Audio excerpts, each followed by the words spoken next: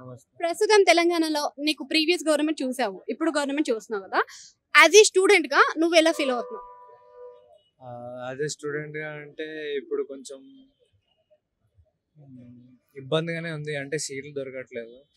అంటే వాళ్ళు లేడీస్‌కి ఫ్రీ సీట్ ఇచ్చి మంచి పని చేశారు. అంటే ఆధార్ కార్డ్ చూపియడం గానీ, సరిగ్గా సీట్లు దొరకట్లేదు. అంటే ఇప్పుడు హాలిడేస్ టైంలో అన్నా కొంచెం ఫ్రీగా ఉంటుండే. ఇప్పుడు దానికి కూడా సీట్లు దొరకట్లేదు. ఇంకా మొత్తం లేడీస్ అవుతున్నారు. అంటే అది చెడ్డగా అని అంటలేను గానీ, మాకు కూడా కొంచెం ఉండాలి కదా! అంటే 50, 50 ఆక్యుపెన్సీ అన్నా ఉండాలి. మొత్తం వాళ్ళది 80%, 80, 90 వాళ్ళే అయిపోతున్నారు. మాకు సరిగ్గా సీట్లు దొరకట్లేదు.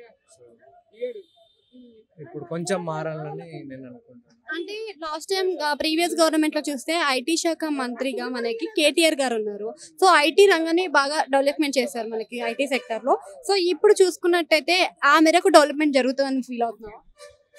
ఇప్పుడు డెవలప్‌మెంట్ జరుగుతుందో లేదో అంటే కొంచెం కొంచెం వెయిట్ చేసి చూడాలి.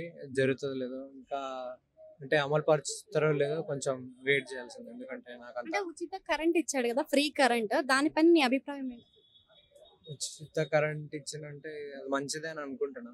అంటే ఇంకా ముందు ముందు ఏం చేస్తారో చూడాలి. చూసి ఇంకా చెప్తా. అంటే యాజ్ ఏ స్టూడెంట్‌గా నువ్వు గవర్నమెంట్ నుంచి ఇది మాకు శాంక్షన్ చేస్తే బెటర్ అని నువ్వేమైనా ఫీల్ అయ్యావా?